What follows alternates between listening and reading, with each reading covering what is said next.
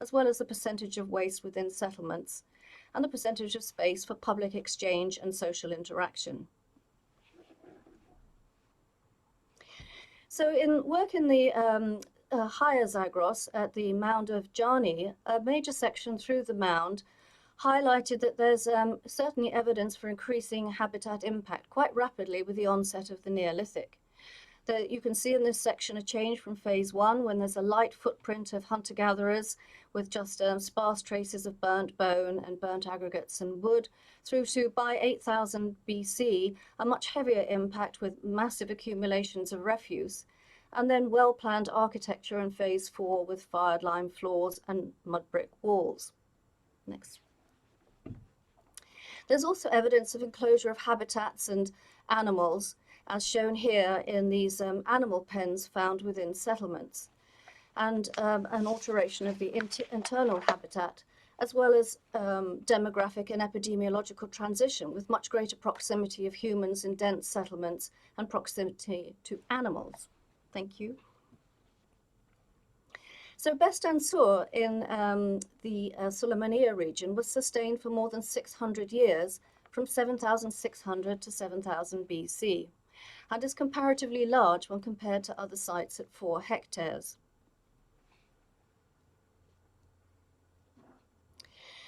This settlement, however, was based on a very biodiverse diet.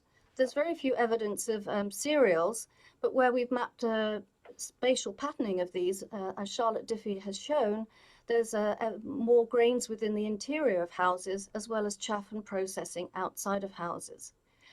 However, the study of human coprolites has shown that wild plants preserved within these coprolites and wild foods such as fish bone were a considerable part of the diet, as represented by the zooarchaeology with fish, water birds, crabs, mollusks, and wild sheep, with the only domesticate being wild goat.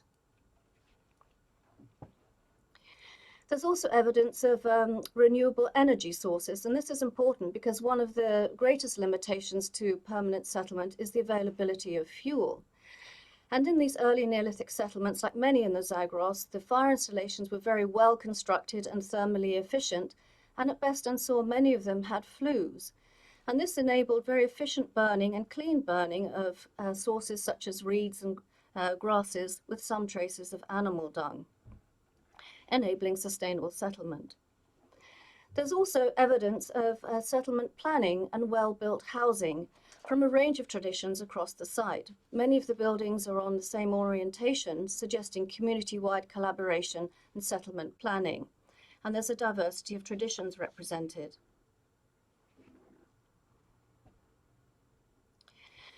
These buildings at Best Ansur, around 7,660 BC, are large. They're larger than those at Çatalhöyük, and the interior spaces are larger than those at Jarmo, up to 5 to 7 meters in length and scale, which Fisher has shown on the basis of proximity would have allowed public scale social interactions.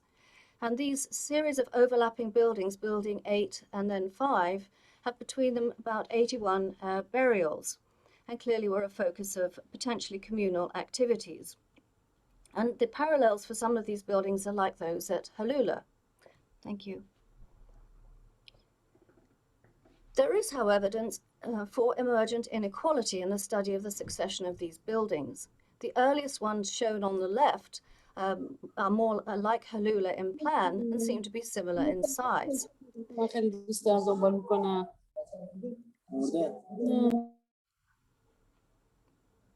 I hope everything's okay. The overlying building, building 5, is enlarged in scale and actually takes up the adjacent public passageway as well as the adjacent building. And this building is quite distinctive in style, with an incised stone in the entrance and elaborate finds such as this mace head, and a distinctive, almost dolphin-like stone leading into the large, more public scale space.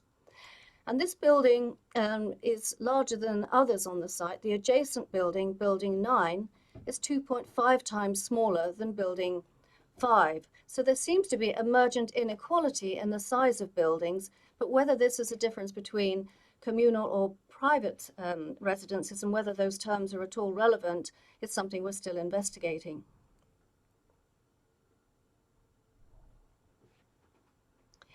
There is evidence of shared ritual and cultural practices across these buildings of different sizes, as well as links with other regions. We found traces of ritual even within the small building, including this columnar brick feature on the left, which has got a horn core set at the base of it. As well as in the center, we found a green plastered pilaster close to our smaller room to the west, and this has parallels with Ganjdari in the installation where wild sheep skulls were set, and also at Sheikhybad there's evidence of the placement of wild animal skulls within buildings. And even the small building, Building 9, has got more than 13 human burials and more to be excavated within its fill, as well as traces of elaboration with red pigment on multiple floors, as well as red pigment on the entrance walls, as you can see here.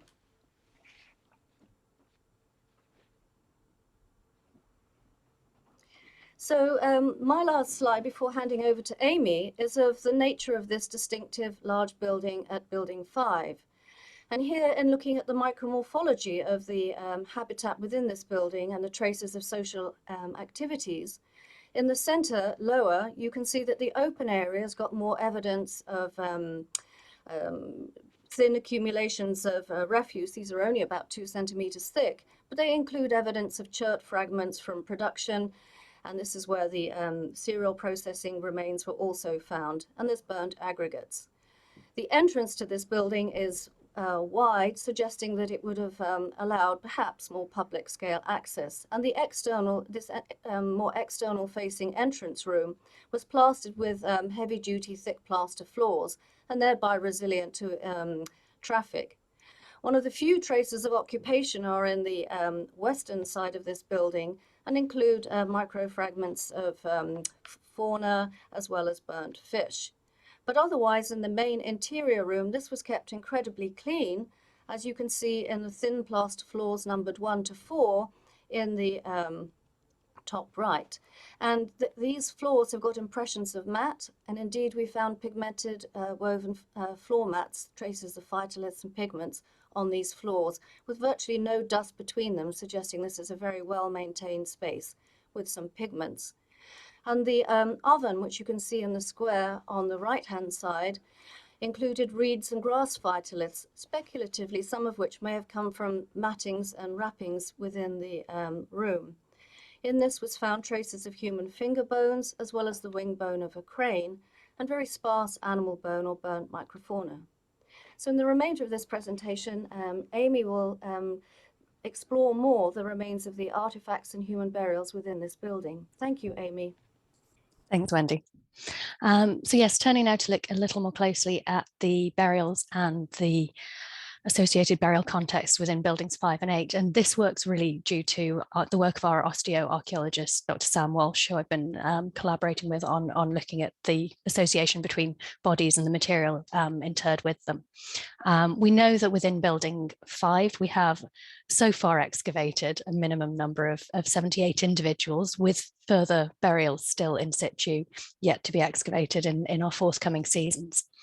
And we know in that building we have evidence for some really diverse post-mortem practices, seeing some parallels with the sorts of practices seen also at Terkarlulla and at Diardeg, including things like the wrapping of bodies, the caching of both long bones and skulls, and the repeated movement of bodies through multi-staged burial processes.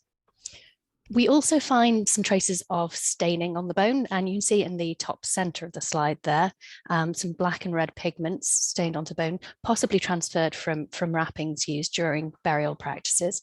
And we also find some plastic concretions on the bone, which Dr. Sam Walsh is investigating. Amongst the burials, we have some evidence for individual and group differentiation, but we also have material evidence for very wide-ranging networks across the settlement.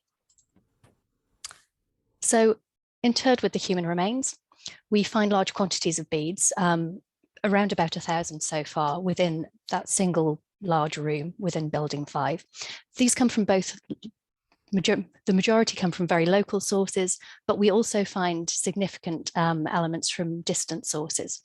And I'm showing here the example of some of the carnelian beads that we've found at the site in Space 50, which are very similar in material to those found at Jarmo. And we're investigating whether these might have come from sources to the east or west. We also have a large number of shell beads, the majority of which, more than 700, are certainly from local riverine sources. But we also see some individuals being distinguished with the inclusion of things like fossilized scaphopods and others with cowrie shells. Now, the cowries we've identified to a Red Sea species. They have a cut dorsum and in some cases are perforated at the terminal, so very similar to the sorts of things that we see at Terkarlulla. However, at best unsure, the perforations aren't used. They're often infilled with the packed bitumen into the dorsum of the cowries. And it's bitumen coming from a local source as an adhesive. The cowries tend to be found in pairs. They tend to be found very close to skulls, and it calls to mind those classic examples from Jericho of cowries set into the eye sockets of skulls. But we're yet to find them in situ and continue to hope to. And if we start to plot some of these beads against the demographic data that we have from the burials, we can see that there's a high proportion of beads in association with infants, particularly between 1 and 2 years old. But in the adult population, we see a particular anomaly amongst women in the age 30 to 40 group. And I'm going to come back to those in a moment. If we start to break down the beads by phase, there is a notable decrease in the inclusion of beads with burials over the use life of the building.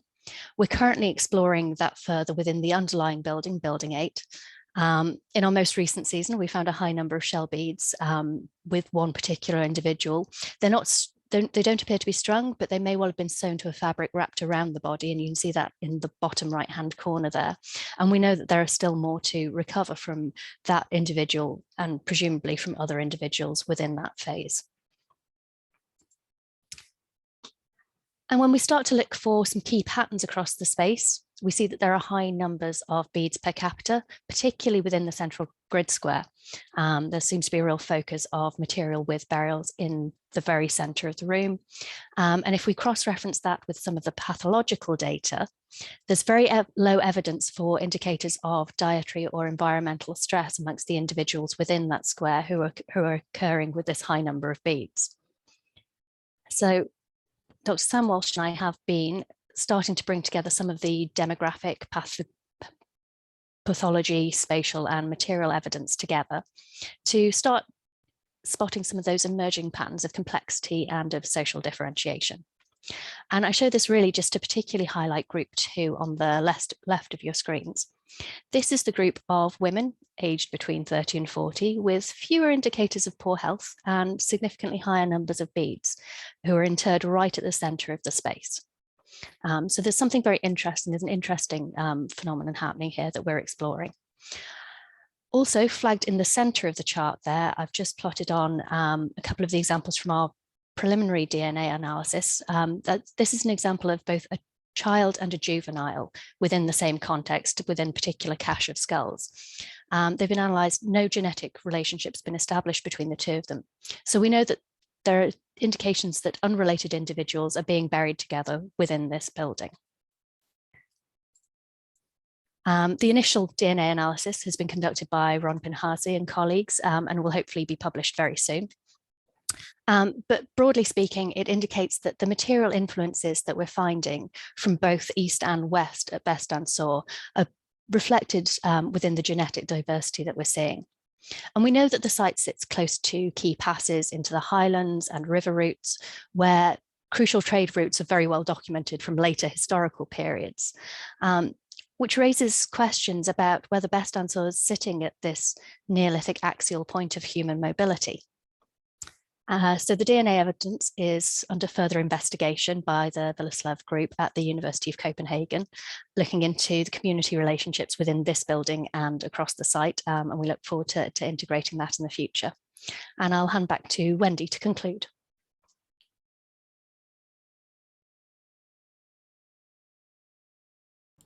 Thank you very much, Amy.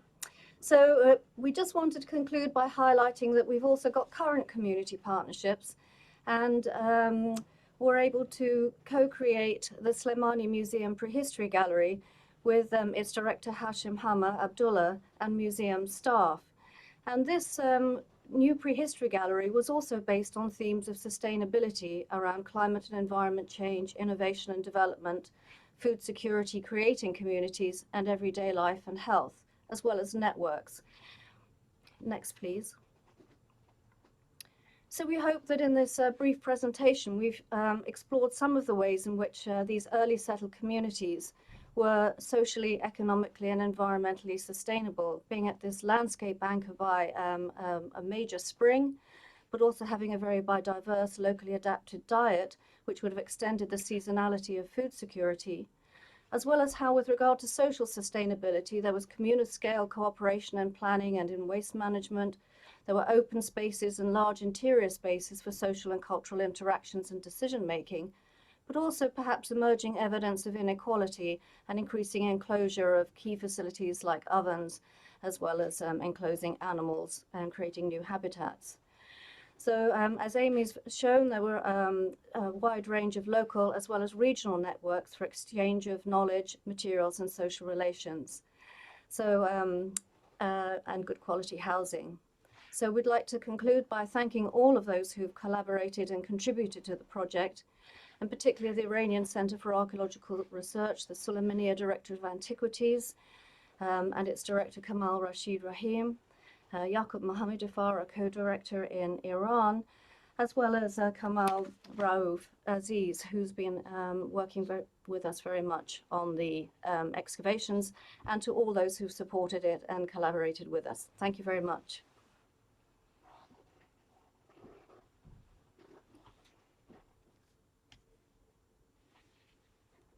Okay, thank you very much, Wendy and Amy, for this fascinating talk, the new data presented, and the innovative vision of carrying out studies through the lens of sustainability that definitely should be more incorporated into the study of past societies. So, okay, let's see, we have some questions there. Okay, we have one raised hand. Yeah, hello, hello. Hopefully you hear me and see me. Yes, we hello, do. Hojat. Okay. Thank you, Wendy and Amy. I enjoyed, as always, your nice presentation. And I was wondering about the, let's say, the burial room in Bestansur.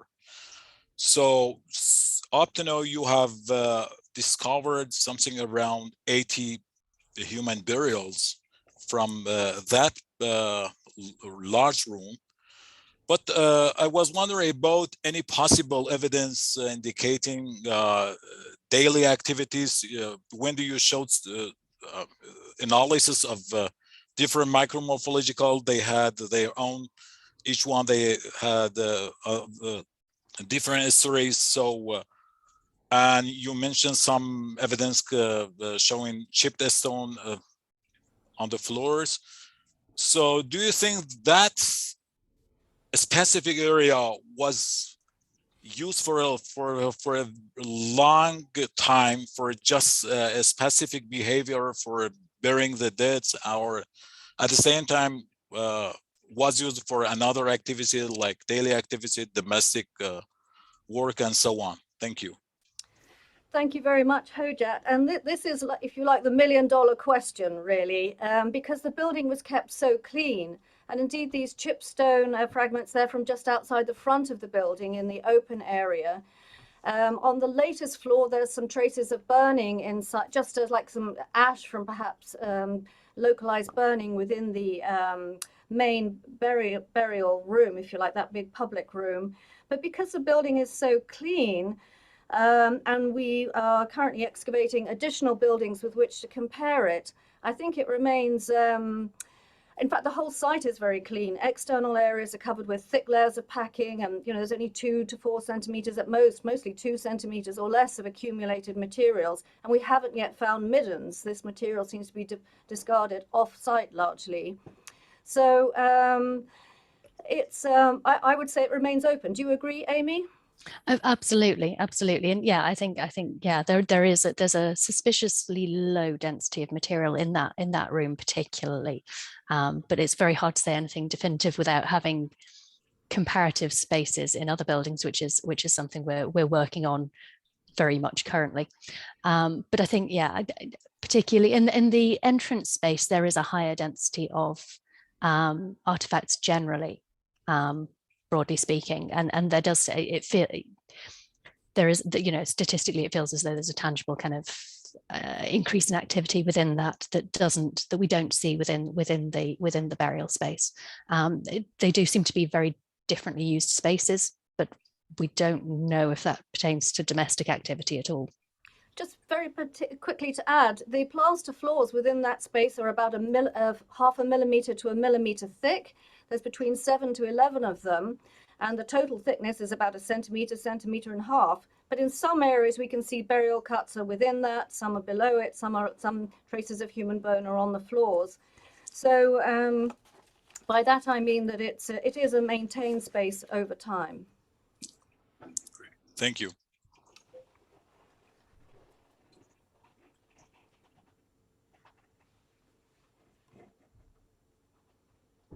Okay, we have one question in the chat.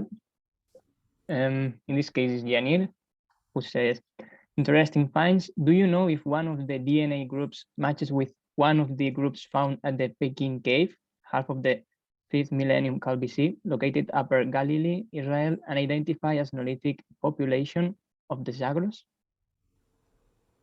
Oh, I mean, I have to admit, I'm not aware of that group or of that particular DNA result, and so have, yeah, I'm not sure whether we have evidence for that would necessarily relate it. We do have connections both to groups within Zagros and within northern Mesopotamia.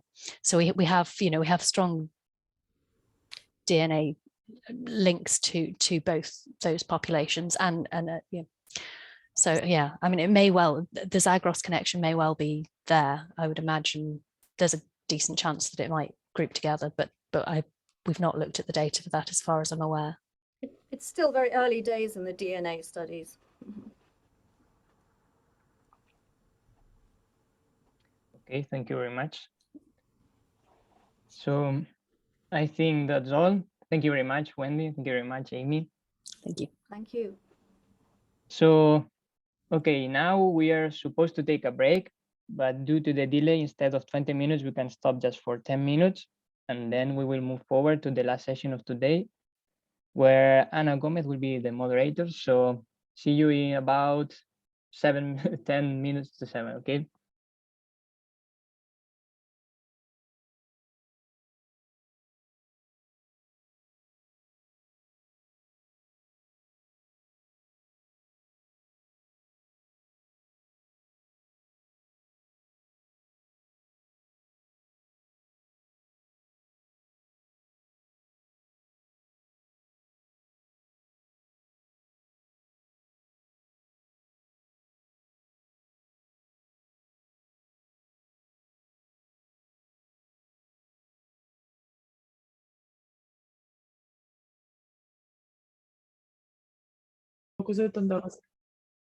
Of Upper Mesopotamia, and we are very happy to join Professor Kanjo, who is an old friend, and he will explain us about Upper Mesopotamia, concretely funerary structure from the Neolithic period in the Terkarlulla.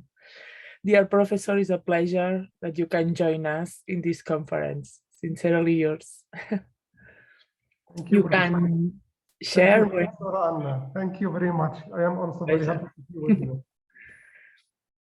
Okay, I will try to share my presentation. Great.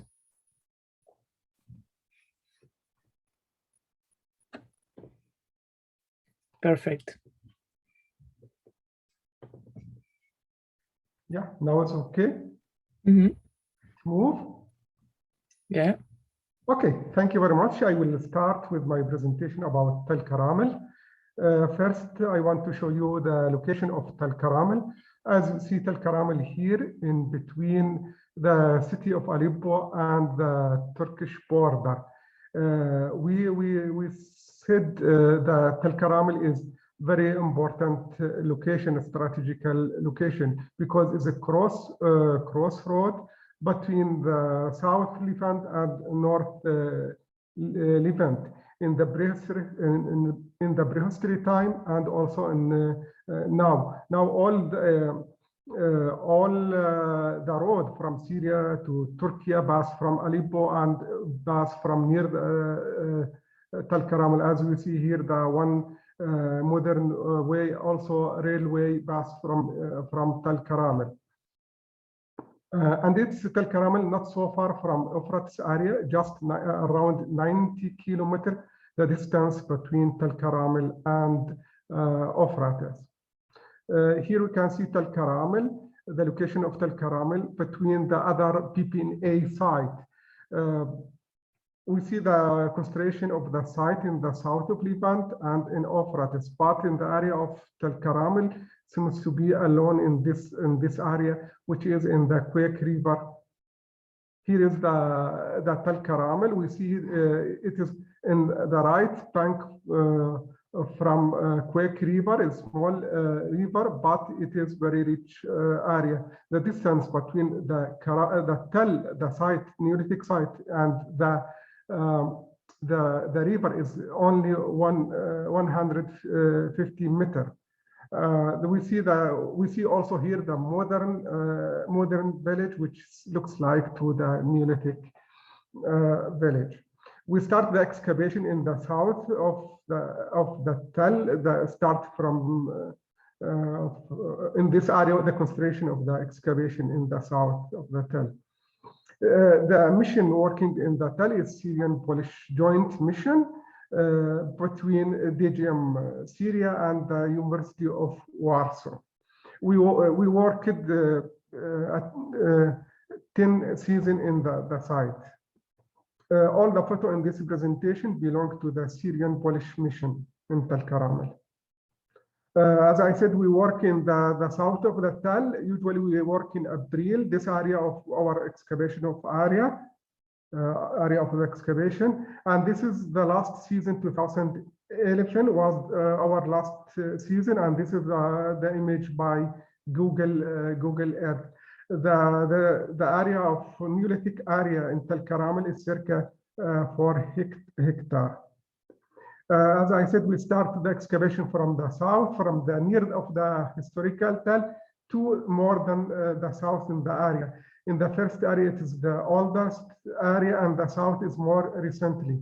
The first area, the near of the tell, is covered by big layer from Bronze and Iron Age, but in the south is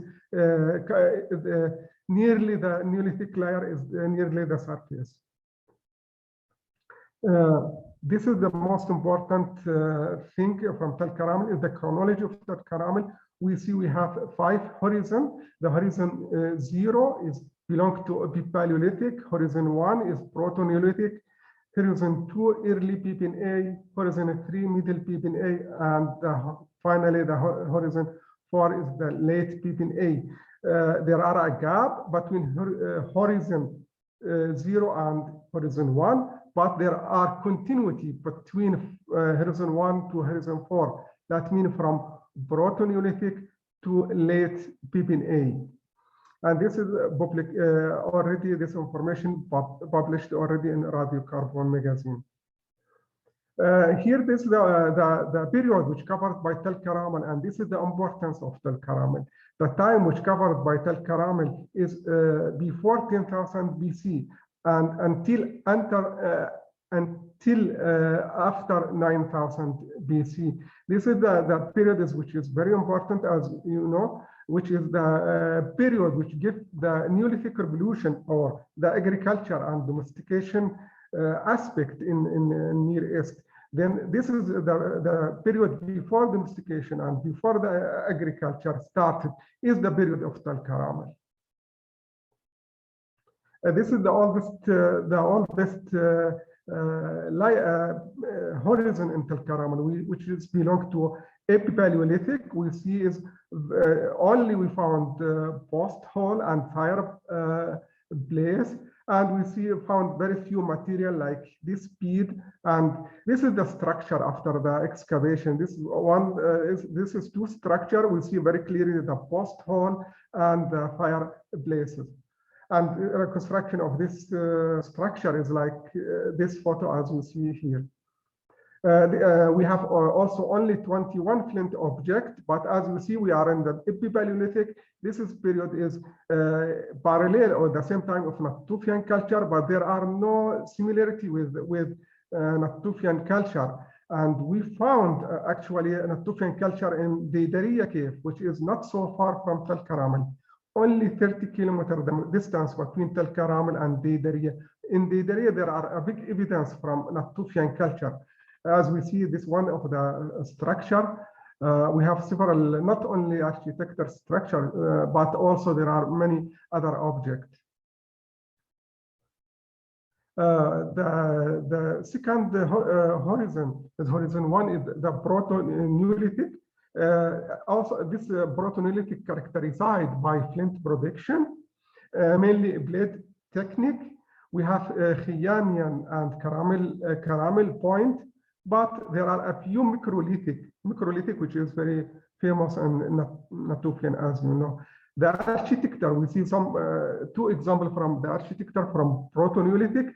This is one under the ground. We see this is the form. This is the stone, natural stone with the small between, and we will see another example. The diameter of this houses is 2 to 3, circa 2 to 3 meters. Another example from this period we see is very clear, very nice house. But the interesting is here we can see the white color, which yesterday in the presentation they spoke about the plaster. But we see here the white color. Not exactly plaster, but the people, they try to do the floor in good technique, and they use white soil, and they prepare the very evaluated technique. We see here the wall, how it is from natural stone, etc. Another building, very important, Terkarlulla, is the tower, monumental building. This is the tower 5, oval structure. The diameter is 6 by 5 meters. Actually, we found in this area 5 towers, but each tower belongs to other horizon. But all the 5 towers in the same place. It is very simple, as we saw also yesterday, the tower in Jericho. And this is the tower, very simple. We see also fireplace in the center. We see the natural stone made, the tower made by natural stone, but it's not in discussion what is for defense or not, but the tower surely for social or religious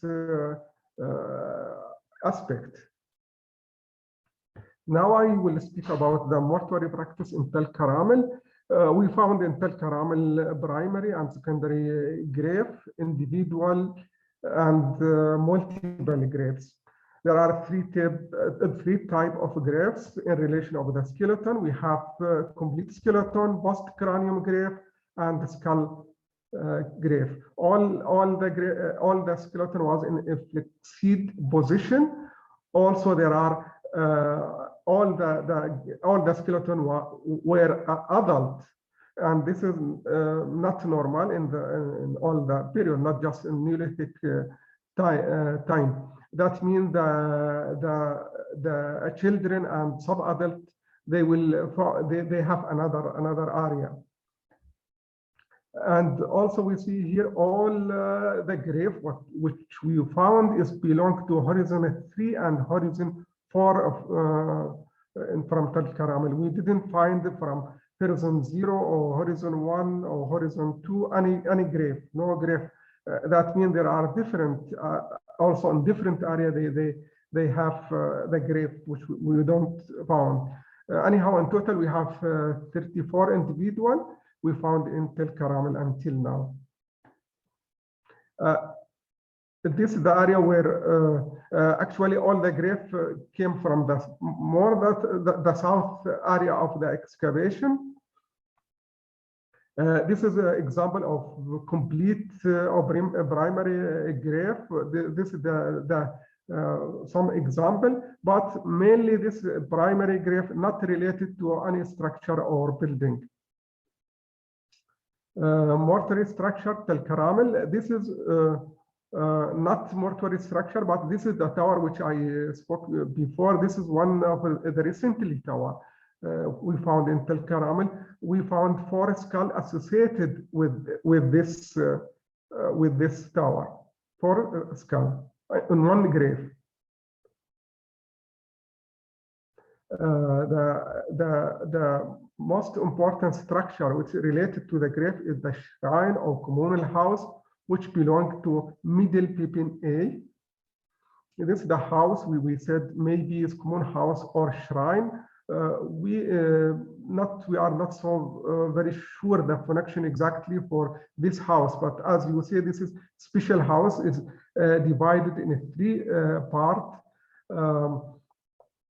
And made by natural stone is very different from the normal houses which we found in Terkarlulla.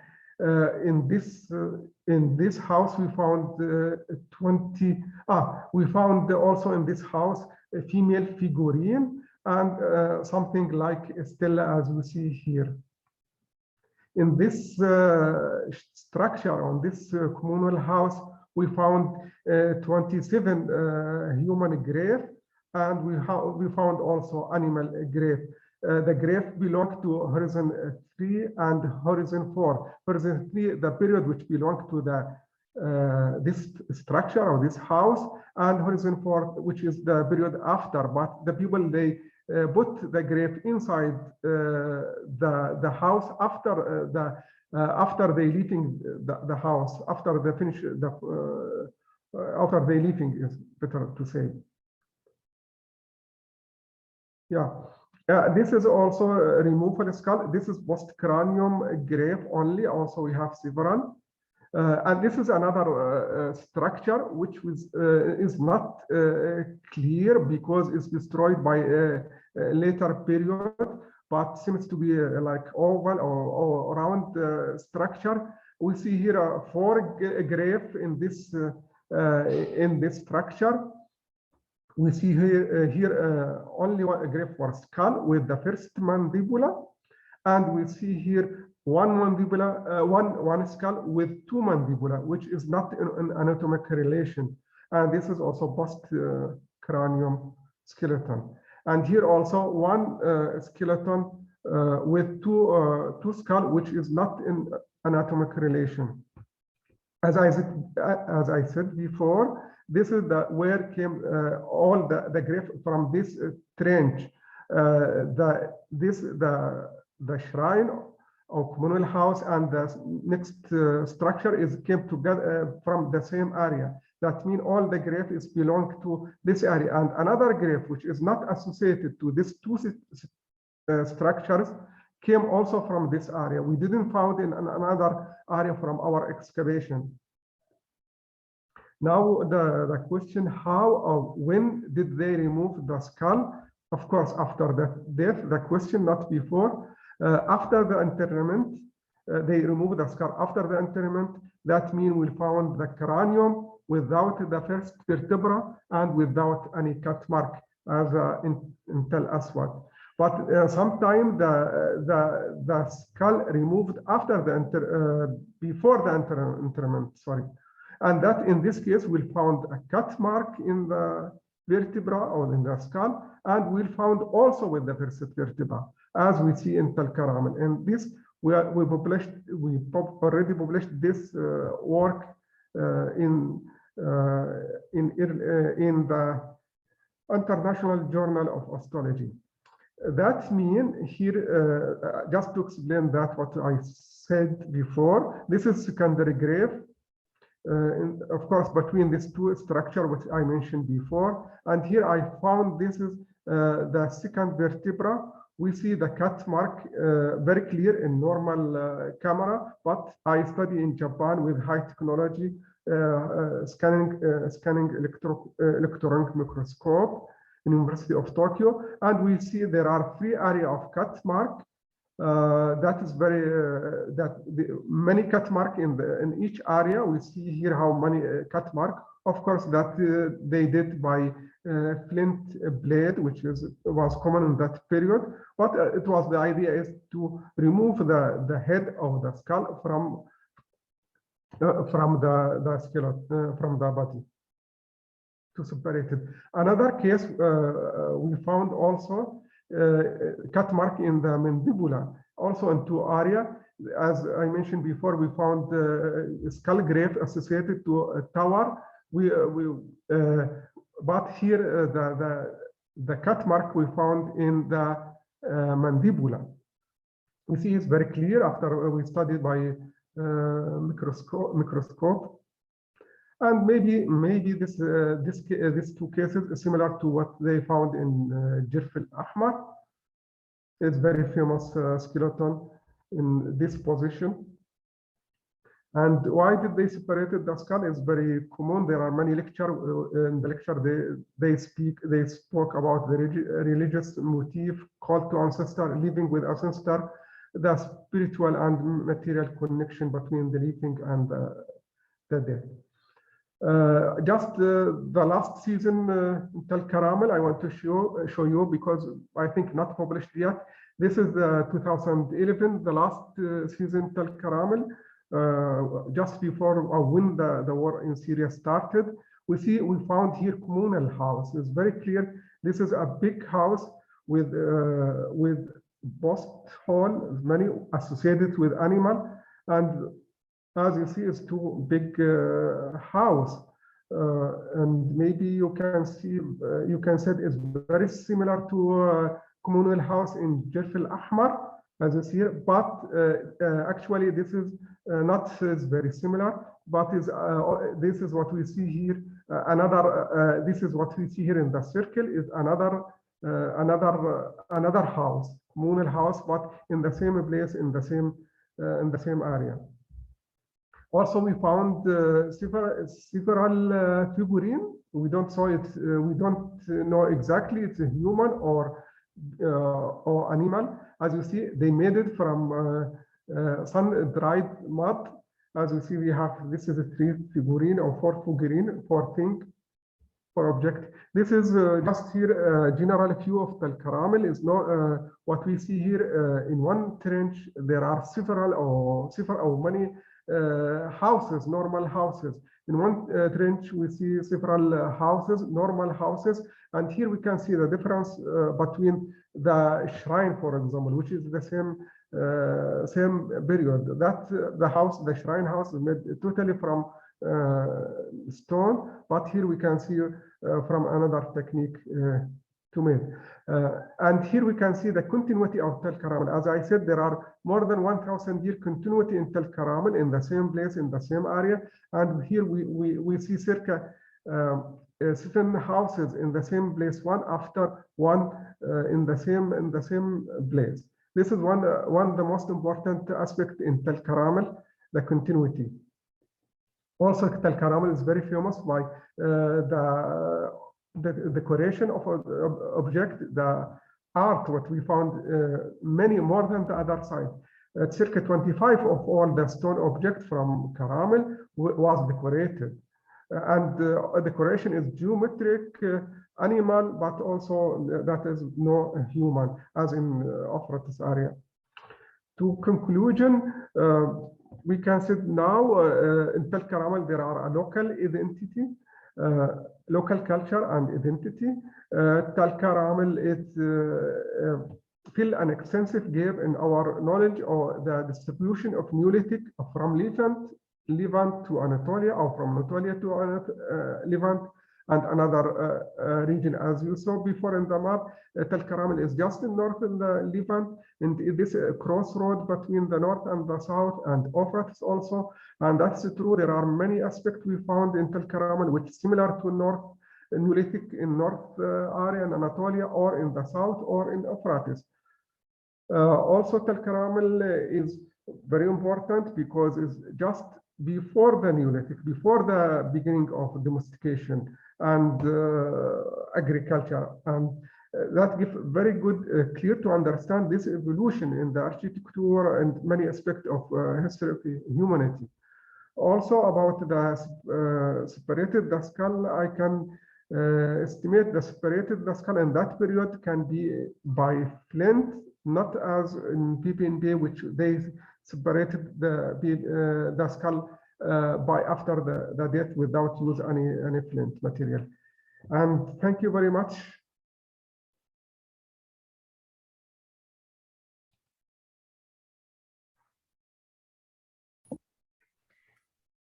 Thanks, first of all of you. If there is any question, you can raise your hand. I don't know if Dr. Lebeau, you would like to ask talking, or if not, I'm going to read in the chat. Yeah, I already read from Mark Lebeau. One question is, yeah, this is the oldest settlement actually in Syria. Yeah, and the figurine, no, not the first one. The female is from calcareous stone, but the second, the last four figurine which I present is it's from mood, sun-dried mood, just not clay, a little bit, just water with soil and dried in the sun. Baked clay. Thank you, Yusuf. Thank you. Thank you, Mark. Okay, thanks so much again. We move forward to the next conference. The speaker. Just I need to stop my sharing. Yes, perfect. Thank you. The speaker will be the researcher Federica Bess, and he's will talk us about Wadi Tumbak 3, les bâtiments communautaires à la Syrie intérieure. Merci, Anna. Je vais content de vous voir, de vous écouter. Et moi, très content de te voir aussi. C'est bon, vous le voyez? Oui, c'est parfait. D'accord. Great. Alors.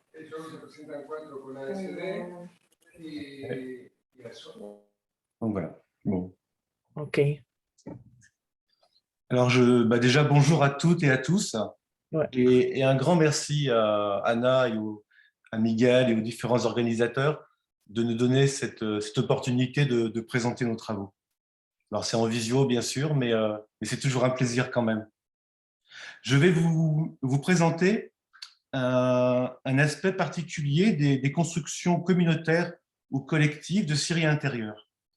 Alors, en parlant de Syrie intérieure, je parle des zones stépiques où les installations pérennes sont parfois difficiles, et les zones de montagne au centre des steppes qui sont souvent un peu plus favorables aux installations humaines.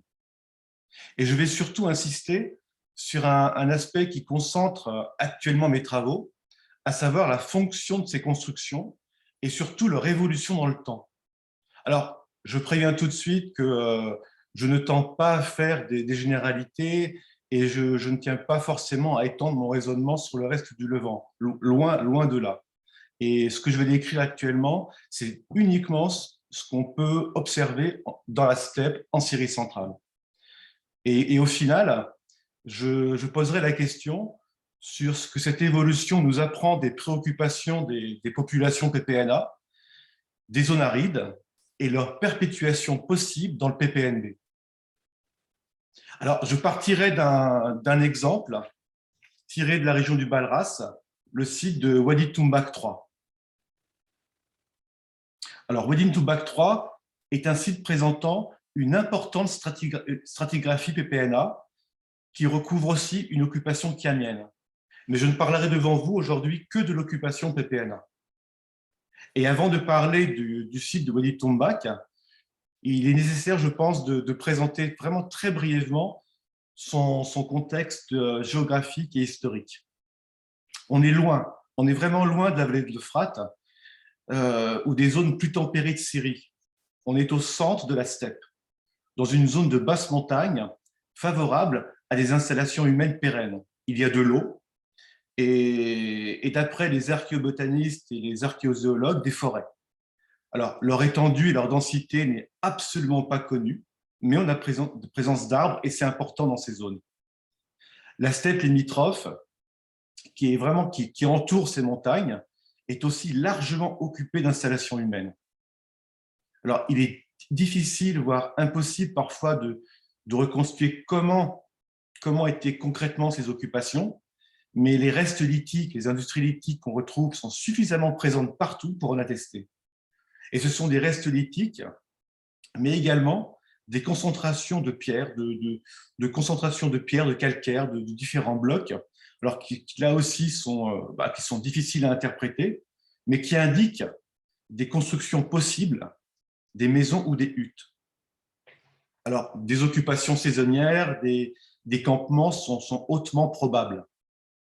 Et la situation est la même dans les montagnes du Balras, où des constructions datant de toute période, depuis le Natoufien, sont présentes dans toute la zone.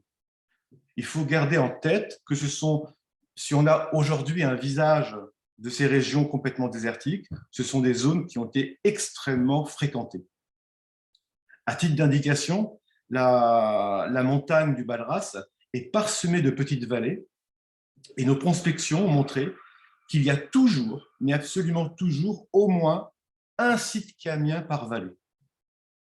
Alors, Wadi Tombak 3 fait partie d'un ensemble de sites PPNA. Il est différent des autres en raison de son implantation. Les sites sont généralement positionnés sur les parties hautes de petites vallées. Wadi Tombak 3, lui, occupe une grande vallée et est sur la partie basse de la vallée. Il occupe une espèce de promontoire facile d'accès et d'installation. Deux types d'installations sont présentes. Un campement fait de structures légères et des constructions en dur. Les deux installations sont strictement PPNA. La connexion stratigraphique entre le campement et les constructions est malheureusement extrêmement difficile à faire et ça va être finalement, je vous préviens tout de suite, le point faible de mon discours. La stratigraphie que je vais vous présenter repose sur des grandes phases architecturales qui se succèdent. On a ainsi un niveau de campement PPNA, un niveau marqué par une succession de niveaux architecturaux PPNA et un dernier niveau kiamien. Et je parlerai donc surtout des constructions et de deux constructions en particulier que j'interprète, à défaut d'autre chose pour l'instant, de constructions à usage collectif. Et à usage communautaire, si on réserve ce terme à un espace dévolu à l'usage d'une communauté sans préjuger d'un autre statut. Et j'insiste bien sur ce dernier point. Ces constructions sont réunies en ligne, presque en quart de cercle, sans autre construction en périphérie immédiate. On retrouve par contre autour de ces constructions des fosses, peut-être des structures légères, et aussi un bucrane de chèvre fixé sur une motte d'argile. Alors c'est une chèvre sauvage bien sûr, et elle est fixée sur une motte d'argile. Alors j'en parle, et je vais plus revenir après, mais j'en parle parce que c'est la seule construction, ou du moins le seul aménagement sur le site qui indique une connotation symbolique. Je vais maintenant vous décrire en parallèle les deux constructions collectives. Alors, durant leur première phase d'occupation, nous avons dans les deux constructions une fosse creusée sur plus de 1,50 m de profondeur. La fosse est ceinturée par de grandes dalles posées de champs et de petits blocs taillés et empilés. Les deux constructions ont un grand espace central non subdivisé et un foyer central. Dans le deuxième bâtiment, voilà, pardon, dans le premier, un espace vide ou presque vide, avec simplement en surface quelques éléments lithiques qui traînent, pas de faune, pas de déchets qu'on aurait tendance à attribuer à une activité domestique, rien de tout ça. En revanche, et j'insiste sur ce point, on a à l'entrée, puisqu'on a ici l'entrée du bâtiment, on a à l'entrée un pilier. Alors c'est un pilier qui est unique, il ne fonctionne pas par paire, il est vraiment tout seul. C'est extrêmement rare, bien sûr, en Syrie, et évidemment beaucoup plus fréquent en Turquie. Donc là, pour vous donner un peu une image de la fosse sur sa profondeur avec un personnage à côté. Alors le deuxième bâtiment est lui aussi avec un espace central complètement vide, un accès, la fosse, et deux perles vertes, qui étaient enterrées, volontairement enterrées, sous les pierres du seuil de l'entrée. Alors, c'est peut-être pas anodin avec ce qui va suivre.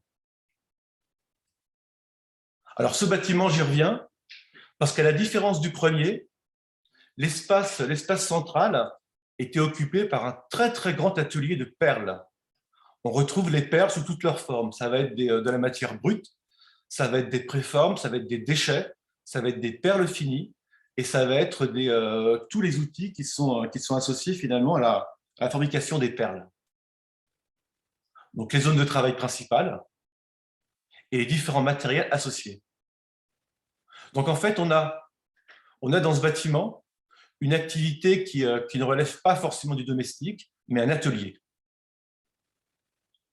Alors la phase suivante, l'atelier, les deux espaces finalement, sont recouverts entièrement de terre, d'un radier et d'un sol de terre. On fait complètement table rase sur ce qui existait. Alors, on est toujours dans un bâtiment qui est enfoui. On a beau avoir rehaussé le sol, on est quand même à une profondeur qui dépasse 1 mètre. Et les deux espaces intérieurs sont complètement subdivisés. Alors là, ce sont des subdivisions qui rappellent fortement ce qu'on a dans la vallée de l'Euphrate et qu'on interprète, je pense, assez raisonnablement comme étant des structures de stockage. En tout cas, des lieux de stockage et rien qui n'indique dans le bâtiment autre chose que du stockage. À la phase suivante, à nouveau, tout va être balayé, les murs vont être cassés, on va recouvrir de terre, on va à nouveau poser un radier et un nouveau sol de terre. Et encore une fois, le même comportement dans les deux bâtiments. Alors cette fois, il y aura une petite différence au niveau des deux bâtiments, même si le comportement de destruction a été le même. Le premier bâtiment, celui-ci, est entièrement vide. Alors on aura quelques éléments isolés en surface, quelques silex, mais rien d'autre. Le deuxième, même chose, mais en plus, on va avoir au centre un podium, un petit podium de terre à bâtir et de pierre. Mais rien en tout cas qui indique une fonction particulière à ces bâtiments. À nouveau, l'étape suivante. Alors cette fois, c'est extrêmement différent. On a à nouveau abattu ce qui était à l'intérieur, recouvert de terre, refait des sols, mais cette fois, le comblement a atteint un tel niveau qu'on n'a plus du tout affaire à un bâtiment enterré. En fait, maintenant, alors qu'au départ, on partait de bâtiments qui l'étaient sur environ 1,50 m, maintenant, à force des comblements, on arrive finalement à une fosse qui dépasse, dans le meilleur des cas, les 40 cm, mais pas plus. Mais en tout cas, on a exactement, encore une fois, le même comportement dans les deux cas.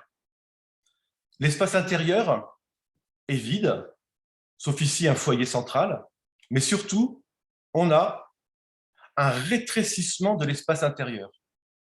On a un deuxième mur circulaire qui se vient coller au premier mur qui est en ruine cette fois, Et en fait, on a la construction d'espaces qui, cette fois, nous évoquent pour la première fois de véritables espaces d'habitation, donc de véritables maisons.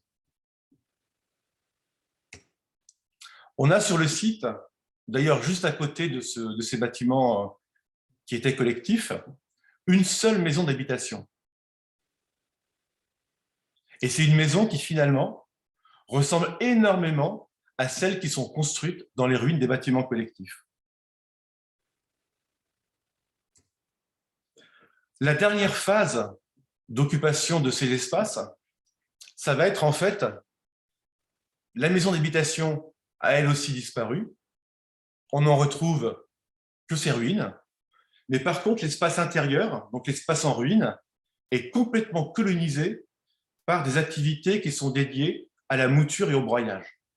On va retrouver des batteries de meules, des molettes, des mortiers, tout le nécessaire pour un traitement qui semble être dédié à des activités agricoles. Autour, on n'a absolument aucune habitation, sauf à ce niveau-là, on va avoir à quelques dizaines de mètres un campement PPNA. Et quand je parle de campement, en fait, ça va être des structures légères qui vont être soit des tentes, soit des huttes. Les deux étant impossibles finalement à trancher.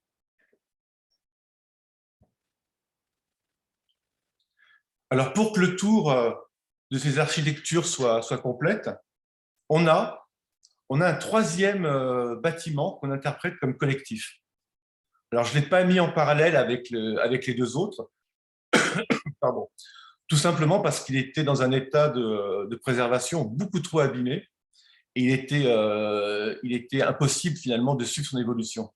Mais par contre, dans son état le mieux conservé, disons, on voit qu'on a un espace qui lui aussi semble être subdivisé en logettes. Logettes qu'on peut raisonnablement, je pense, là aussi interpréter comme étant des structures de stockage. Bâtiment qui lui aussi, finalement, n'est associé à aucune autre construction. Donc, si je résume rapidement cette situation, on a un premier niveau avec un espace intérieur, un très grand espace intérieur, où on va retrouver des activités liées au travail de la pierre, et pierre hors silex, bien sûr, travail des perles, etc. On va avoir dans le même espace une occupation qui, cette fois, va être dévolue à du stockage. On va avoir ensuite un espace qui est certainement beaucoup plus difficile à interpréter, notamment à cause de ce podium, mais qui est peut-être, cette fois, pour la première fois, une maison dans le vrai sens du terme, c'est-à-dire une maison d'habitation. Cette fois, une construction d'habitation dans les ruines. Et pour finir, des activités de broyage et de mouture associées à un campement. Alors, là où je voudrais en venir maintenant,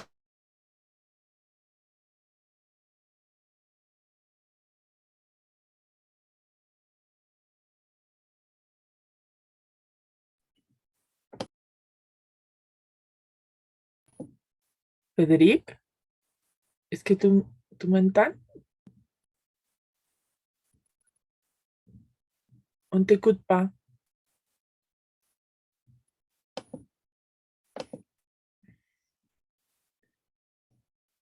Frédéric, est-ce que tu nous écoutes? Non? Well, I thought that we have a small problem with connection with Dr. Aves.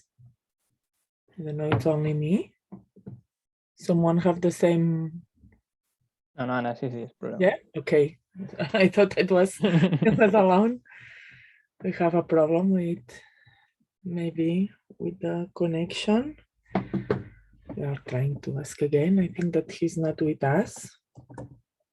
No, he had some problems with connection. If you don't mind, we are going to wait 1 minute. We are on time. We have at least 10 minutes until the next presentation, and we hope that Dr. Aves can join us again. I think it's also very interesting talk about the most unknown regions of the Syria. And also with a really good preservation and with interesting stratigraphies and materials. Yes.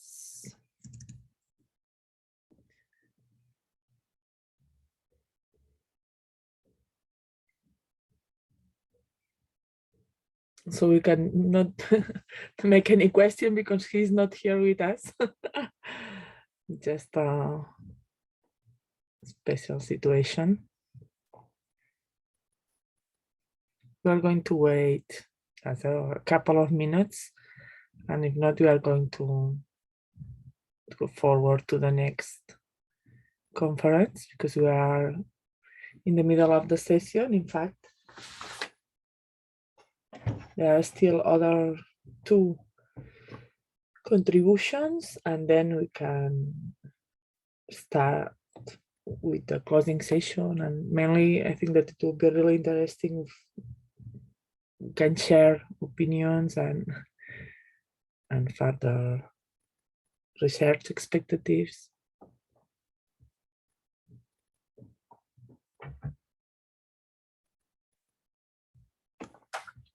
Okay, I will try if he's here with us.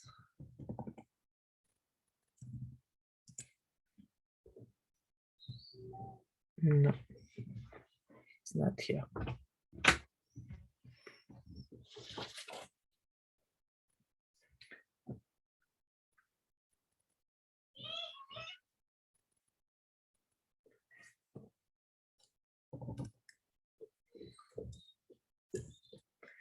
If you don't mind, I think that we can go further with the next presentation.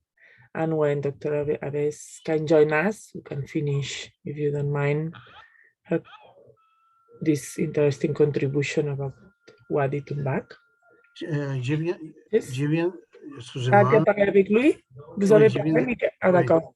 Je viens de parler avec lui, il a eu un problème dans les câbles, il est en train de recontacter. Dans un ou 2 minutes, ça va aller. D'accord, on attend. Alors on attend, non? C'est mieux. Oui. Ok. Non, non, c'est bon. Non? On t'attend, oui. Oui. Je viens de confirmer, oui. Merci. Thanks.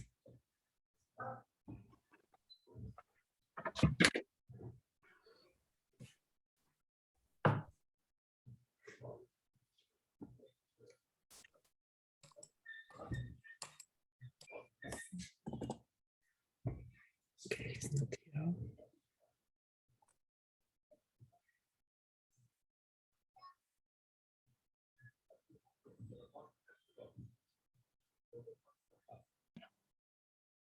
Yeah. Okay. That's it. So, as I was saying, we are going to explore the biography of the houses through the study that combines microscopic and microscopic observations to understand the spatial and temporal dimensions of the occupations. As it is well known, during the Dpmb, the house went through a lot of changes that affected the shape, the construction materials and techniques, as well as the spatial organization of the buildings. Consequently, these changes had an impact on the daily social practices that support the production, reproduction, and socialization of the group, as well as it also affected their relationship with the past, as suggested by the association of burials inside the houses in some archaeological sites, such is the case study presented here. Okay, so to begin with, social spaces are the result of social action, social practices, and social experience. Therefore, social spaces are the places where social practices are materialized. In this regard, all the objects and social subjects, persons circulate on a surface where they leave their mark in doing so. As a result, living floors are the material basis of the social space. And due to its capacity to record the use of space and its organization, floors allow addressing the daily life of past societies. So considering that, floors are indicators of the use of space, as they allow us to access the type of activity that took place, are also technological indicators as architectural features, and sometimes they can also be indicators of symbolic meanings. So finally, with all that, this presentation is to gain insights into the life cycle of the house in Terkarlulla. So briefly, Terkarlulla is located in the middle valley of the Euphrates River, that is 150 kilometers from Aleppo in northern Syria, where archaeological excavations from 1991 to 2011 have been developed in an interdisciplinary way that allowed to obtain broad documentation on the house and its management, as well as the spatial organization. In the map on the right, we can see all the trenches excavated that allow to estimate an occupied area in total about 8 hectares. However, we will focus on the trenches belonging to the middle Dpmb that are located inside the red circle in the named sector 2 and 4, that are the ones represented on the picture on the left. So the stratigraphic sequence of the site includes 37 occupation phases, ranging from 7,800 to 5,800, to 5,700 calvici, thus covering a large sequence from the middle Dpmb to the late Halaf. The stratigraphy of the site is characterized by the constant superposition of occupation deposits, completing a sequence of more than 11 meters with an outstanding preservation condition. Regarding the houses, there are more than 30 buildings documented, although not all of them are completely preserved. These are distributed following the same pattern in several parallel rows and oriented north-south, where the entrance is always located on the south. However, on the southern part of the sector and belonging to the latest phases of the middle Dpmb, there is a new layout where the buildings are oriented west-east and where the entrances are located one in front of the other. And between the buildings, we find these small corridors that are about 1 meter to 1.5 meters wide. So here we can see once more the kind of spatial distribution of the houses and how open areas deposits appear like. Therefore, we could say that the site is characterized by the regularity and uniformity in the arrangement of house construction, indicative of the careful planning and organization of the occupation. On the other hand, open areas surrounding the houses were used to circulate and to develop all kinds of activities, as evidenced by the presence of combustion structures, silos, and the big presence of artifacts and consumption remains. However, these spaces were constantly maintained, as evidenced by a large number of constructed floors. Here we can see some of the examples of the houses arranged following the west-east orientation.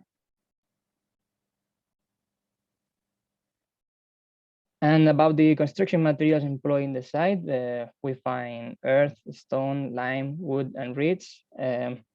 Earth materials are employed as molded bricks of about 40 centimeters length and 20 centimeters wide and 20 centimeters thick to construct the walls. We also find mud used as waterland dab, used in some cases in the porches and open areas as small enclosures. Stones are used as slabs and big blocks as reinforcement for the walls constructed over previous walls. And lime is widely used as plaster in floors and walls. And finally, wood and reeds are used for the construction of the roof and for the construction of the drying platform in the grill plants, and as well as channels for water evacuation.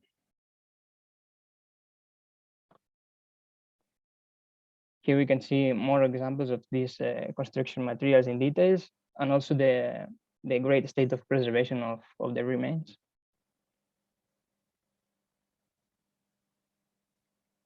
So the Dpmb houses are composed of 3 main parts. The E1 or porch in the front that contains storage structures such as silos, grill platforms, and hearths. The main room, occupying normally a surface of about 18 to 22 square meters, where a mud plaster floor is constructed near the entrance, because normally burials were normally located there. And the rest is made with lime plaster. In this room, it is common to find post holes to support the roof, an oven, and a brazier in which only ashes were often found. Finally, there are normally 2 back rooms in which in one of them there are always storage facilities. The interior spaces are normally kept clean, so it's in the surrounding open areas where domestic waste was found. And the new houses are built on top of the older ones, which are partly voluntarily destroyed, following the same pattern in terms of the spatial layout and morphology.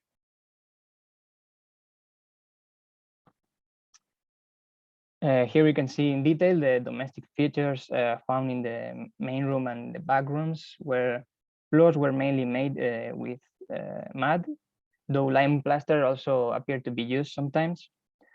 And it is common to find several repairs in the main room, which is a regular thing in all the houses. The number is highly variable of these floors, the most numerous being found in the house called HD in the 11th phase with 8 floors, although in most cases we count between 3 and 5. These always appear clean, free of inclusions, which is why it was decided to carry out a micromorphological analysis to recognize some of these residues. Both ovens and hearths also present various repairs. In there, we can see in detail the domestic features found in the E1 or front porch. That is the part of the house that varies the most. Normally, silos or storage structures are found, as well as the grill plants, often associated with articulated phytolith accumulations, which allow us to hypothesize about the presence of some plant structure or maton over this. And in this part of the house, floors are made with beaten earth, and it's common to find multiple repairs. Well, grill plants can appear with different morphologies and sizes, as we can see. And also complex water evacuation systems from inside the main room through channels to the outside were preserved in some cases in phases 11 and 10. It consists of a hole in one of the corners with a small depression in the ground that forms a channel to the outside, often with reinforcements on the sides and a mat on the surface to facilitate the evacuation of water and prevent the absorption by the soil. This evacuation system permits driving the liquids to a place away from the house. And it's fair to say that these elements are truly exceptional regarding the dynamics of domestic development. However, what we do observe in the houses of the middle Dpmb at the Terkarlulla is a variation regarding domestic features, and more specifically in the porch or in the front, as we can appreciate in those images. Although the general structure of the building remains the same.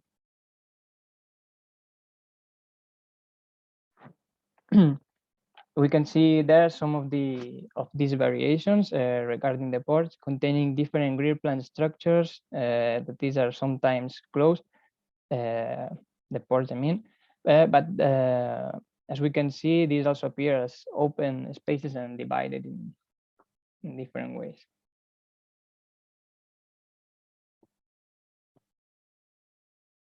So to sum up, there is a continuation over time in the distribution model of the houses that coincides with the continuity of the construction systems and the morphology of the houses, as evidenced by the construction of a new house on top of the old one, by the voluntary destruction, sometimes partial, others more complete, of the old house, and finally the new construction with the morphology and arrangement very similar to the underlying one. This evidence would be indicator of a great continuity of the population and the social group, a correct adaptation of the houses to the social and economic structures of the group, as all present similar domestic features, and a similar temporary durability of the houses.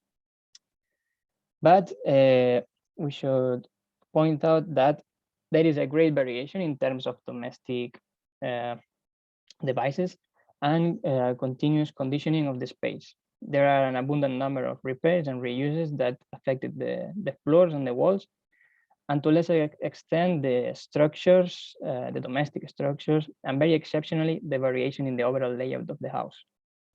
These resurfacings not only were found in the rooms in which most of the domestic features appear, such as the porch or the back rooms, but also in the main room, as we will see through the micromorphological study. However, it's not all about the functionality regarding houses, since also symbolic factors appear as practices related to social representation and social memory. During the excavation, it was possible to identify paintings on floors as well as on walls. Well, these representations are read and both figurative and schematic. Here we can see in more detail these figurative images. Another important factor is the presence of individual burials inside the houses.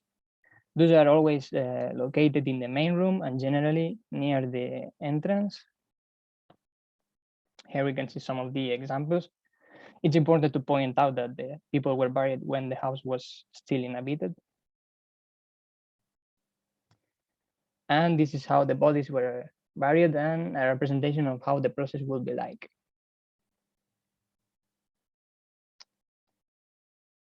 Here it's in the upper right photo. It's important to note that we can see in detail this resurfacing concerning the cover of the burial.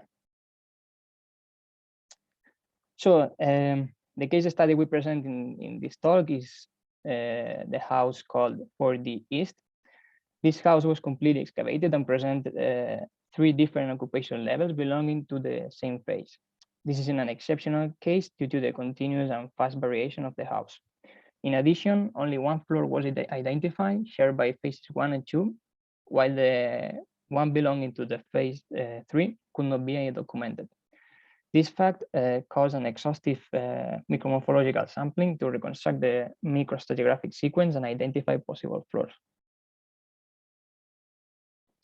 Well, by using soil micromorphology, we can access to the study of the components in their original position at high resolution.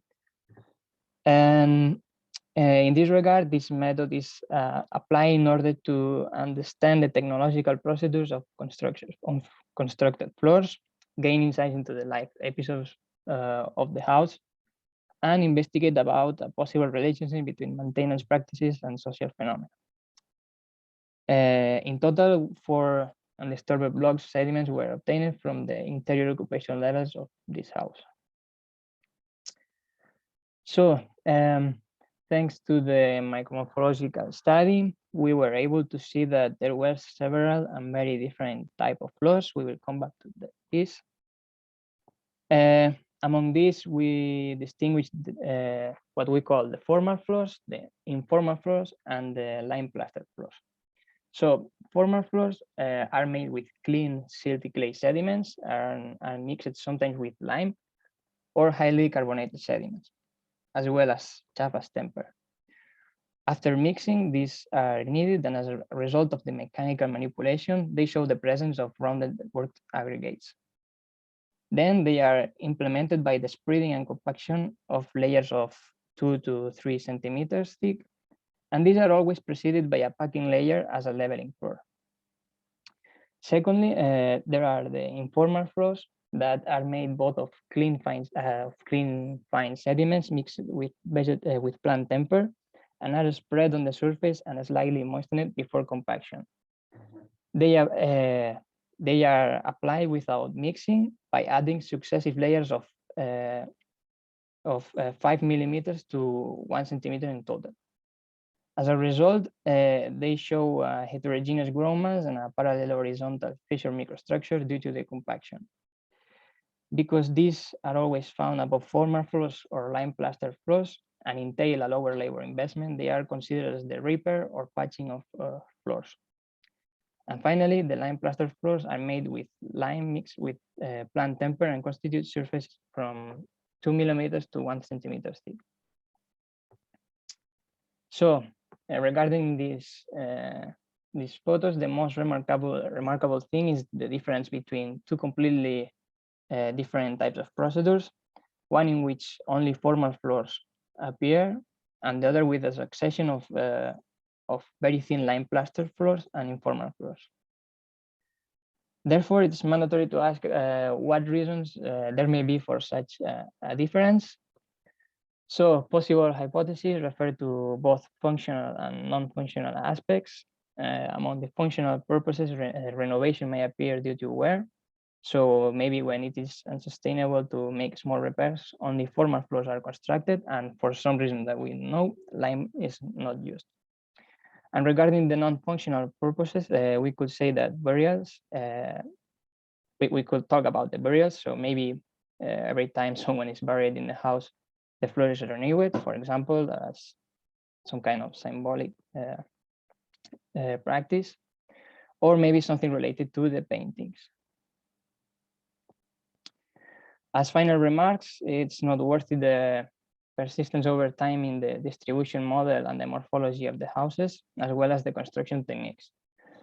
It's noteworthy also the adaptation of all the houses to the social and economical structures of the group, as they are all very similar and present similar domestic features. It is remarkable the high intensity of the occupations, as there are continuous resurfacings and variations in domestic features that evidence that constant maintenance practices that maybe could go beyond on the functional sphere.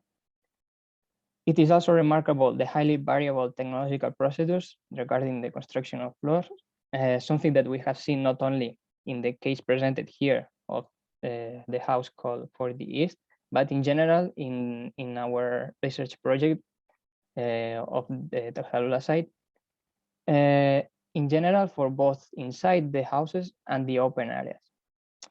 And last but not least, also it's remarkable the need for, I mean, what we wanted to show also with this presentation is the need for the interdisciplinary research to better understand the archaeological record. So saying that, thank you very much for your attention.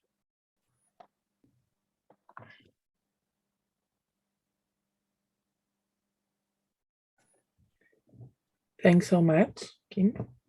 If there is any question on the chat, Marta Portillo says, very nice talk, Kim, congratulations, great conference. You know, if someone... Thank you, Marta.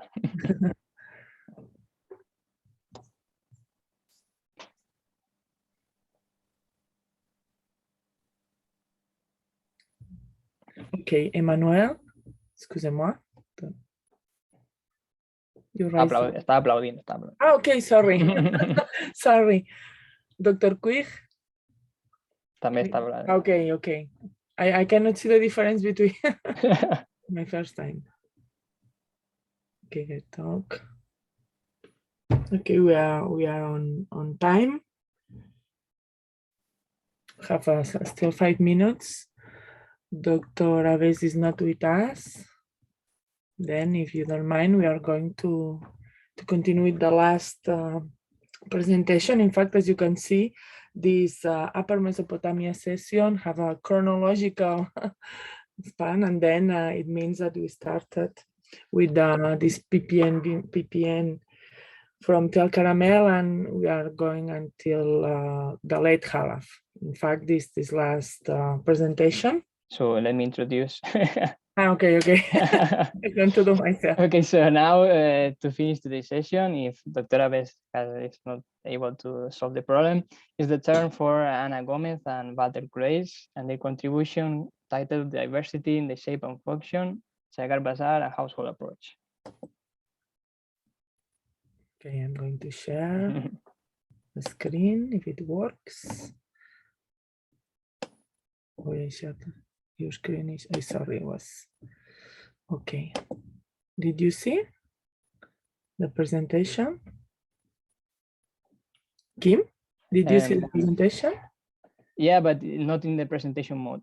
No, yeah, I was just vale. looking. Okay. And now? Okay, now perfect. And Okay, it the works. slides are moving. Okay. Thanks so much. In this brief presentation, we would like to talk about halaf diversity in buildings, techniques, and several aspects related to transformation at the end of the Neolithic. In fact, the identification of house and domestic spaces during late 7 until mid-6 millennium has been carried out throughout a set of variables that include morphology, architectural techniques, as well as the nature of floors and plasters, other domestic devices, combustion structures, but undoubtedly is a period characterized by its diversity and the combination of circular type plan with unicellular or multicellular rectangular plan with various dimensions. Despite the huge amount of recovered data belonging to this period, and we are going to make to present a background about this, it's still difficult to associate buildings with domestic units, uses, and functions. But as we can see, it was not is not a problem it's not a problem for this period. But it's true that the halaf it's an important period with a long chronology, and there are a lot of sites with good and well-preserved stratigraphies. We understand that the characterization of these spaces in a microsite analysis will help in the knowledge and definition of this particular Neolithic architecture from its complexity and diversity at the end of the Neolithic. With the aim to explore this subject, our research focused on synthesizing the results from a case site, that is Chagar Bazar.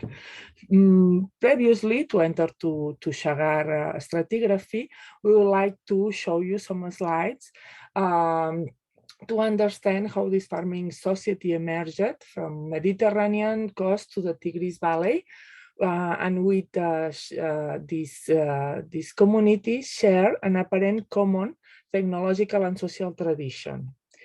Well known from the complex architecture with the distinctive buildings named Toloi, and an extent networks across Upper Mesopotamia. This is just one map with this element, but it's true that main architectural research has been focused on these specific building constructions, with especially the Toloi, the shape, the round shape morphology related to the buildings. Although considered as specific at that time, the Toloi architecture will have well-established precedents in early periods. Indeed, examples discovered on sites at Terkarlulla, Sabiaviat, show that Toloi are already documented from middle to 7 millennium BC. For example, another example here in Tepe appears in levels 7 to 8, dated to Hasuna. And although then it appears in more frequency and in different shape and size and materials, or combination, in fact, it's a combination of materials. And it's true that, for example, the use of molded bricks has been considered a technical improvement in the construction. For example, it was an hypothesis from Catherine Beniquet and other researchers. And this kind of elements can imply a great degree high sedentary lifestyle. It's just an element that combines with the existence of tripartite housing units, that it shows an approach to construction models used in the weight. Therefore, at the last moments of the Neolithic and at the end of the Neolithic, the relation with the Obedian technique traditions is one of the elements to be analyzed. Classical view from the Tolos, it's just only few slides to show you the complexity between the relation of constructive units and the synchrony of the sets that has been constant since the beginning of the research. You have here the slide with the Malawan research at Arpachia, and I show you some examples. I only choose the examples from the upper Mesopotamia and the well-known with well-stratified sequences, also from Sabiabiad or Yarim Tepe, and to introduce you to this great variability in shapes and techniques. And finally, the research done, the eponym name, the site, Terkarlulla, Terkarlulla, among others, just to show you this diversity. In fact, the known construction typologies, although with slight modifications, are the usual ones of the region, but it's true that none of them have the same quantity and amount across sites.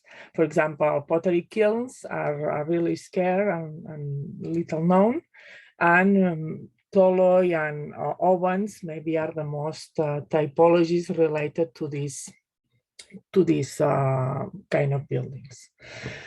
Another element, and when Dr. Tekin was presenting his interesting contribution, several hypotheses has been done through the roof techniques, roof systems about these settlements. I think we cannot go in detail, just to show that the classical images are not the new 3D models about the roofs and hypotheses about flat roof, monopitched, arched, domed, etc. And the last publication related to the Terkarlulla, for example, to show you some of these different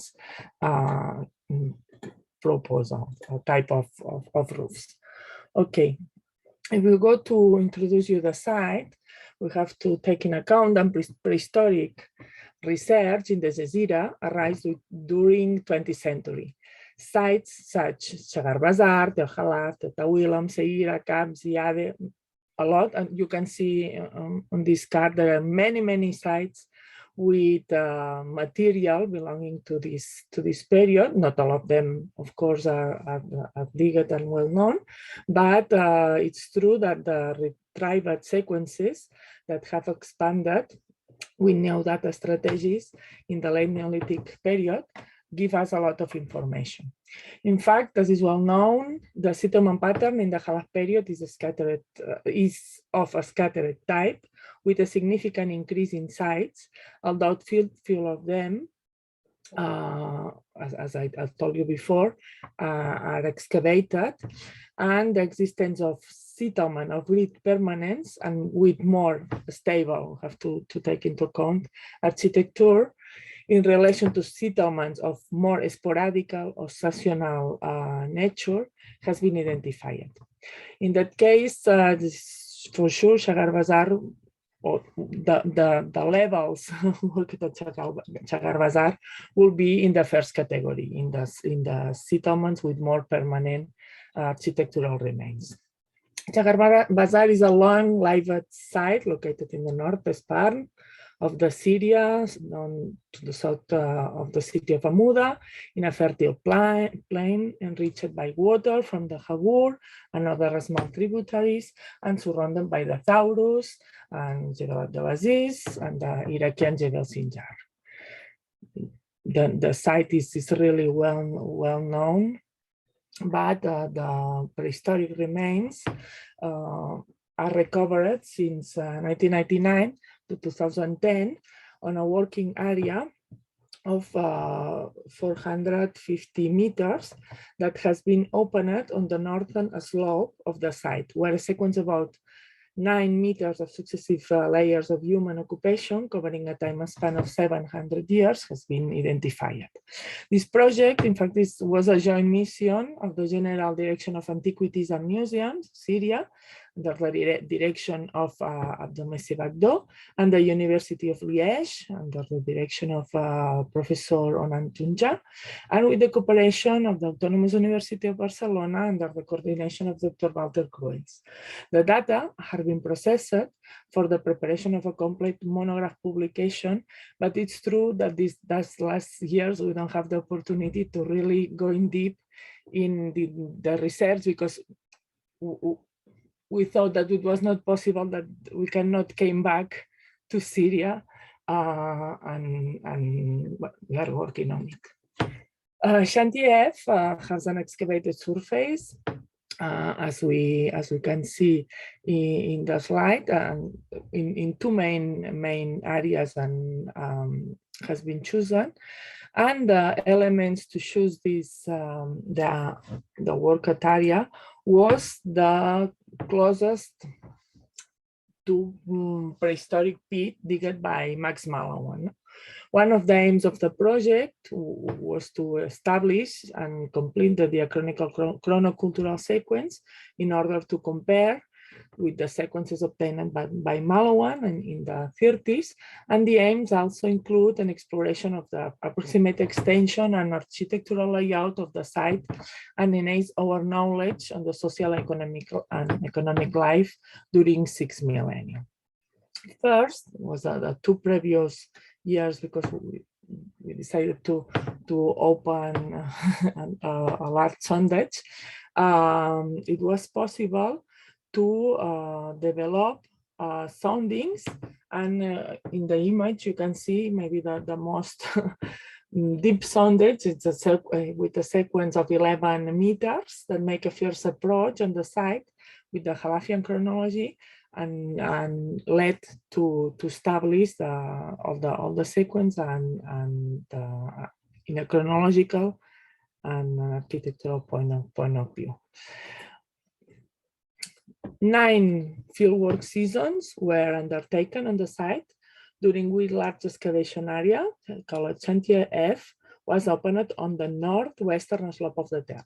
2 specific operations were defined, as you can see in the image. Area A is located in the upper part of the slope, and we will focus today's presentation in this part. We have to take into account that there are also occupations from 3rd millennium and early bronze, and we have also several trenches from Max Mallowan in the Xenton, in that area, and then you will see that sometimes the preservation is quite different from one element to another. For example, here, just to show you, it's after a raining moment that where all the colors appear, let us to identify some remarkable aspects that infer in architectural elements. For example, buildings basically have no stone foundation, and mud brick and pieces walls are most of the round building, and round buildings are partially sunk. This is an alternance in disposition of dwellings and the open working areas, disturbing the previous installations. Opportunistic architecture, there are some terms that we are going to reference it, and rapid succession of architectural phases are quite remarkable. It's really important. In the lower part, have been defined 11 occupations and around 2 meters of stratigraphic sequence, but as I told you before, we are going to focus on the upper part. This, in fact, all the don't have a lot of radiometric data, but the radiometric shows a span placed between 6,000 to 5,800 CalVC,